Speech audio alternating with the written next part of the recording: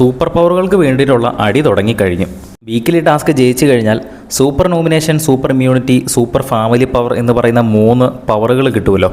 അതിനുവേണ്ടി ഓൾറെഡി ഇപ്പോൾ അടി ഉണ്ടാക്കിക്കൊണ്ടിരിക്കുകയാണ് റെനയും മസ്താനിയും ആര്യനും. ഫാമിലി ആർക്കും തന്നെ വേണ്ട, ഫാമിലി വേണ്ട. ആര്യൻ പറയുന്നത് എങ്ങനെയാണ്, എൻ്റെ അച്ഛനാണ് എപ്പോഴും സീട്ടും വലിച്ച് വെള്ളമൊക്കെ അടിച്ച് നടക്കുന്നത്, അതുകൊണ്ട് പുള്ളി എന്തായാലും ഇവിടെ ഒരാഴ്ച വന്ന് നിന്നാൽ ചത്തവും തലയിടിച്ച് ചത്തവും എന്നൊക്കെയാണ് പുള്ളി പറയുന്നത്. ഒരു തമാശ രൂപേണ പറഞ്ഞ് അതുകൊണ്ട് എനിക്ക് ഫാമിലി വേണ്ട എന്ന് ആര്യൻ പറയുന്നു.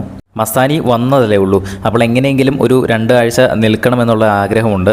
അതുകൊണ്ട് തന്നെ മസ്താനിക്കും ഫാമിലി വേണ്ട, മസ്താനിക്കും മറ്റേ സൂപ്പർ ഇമ്മ്യൂണിറ്റി മതി എന്നാണ് പറയുന്നത്. റെനയ്ക്കും അത് തന്നെ മതി എന്നാണ് പറയുന്നത്.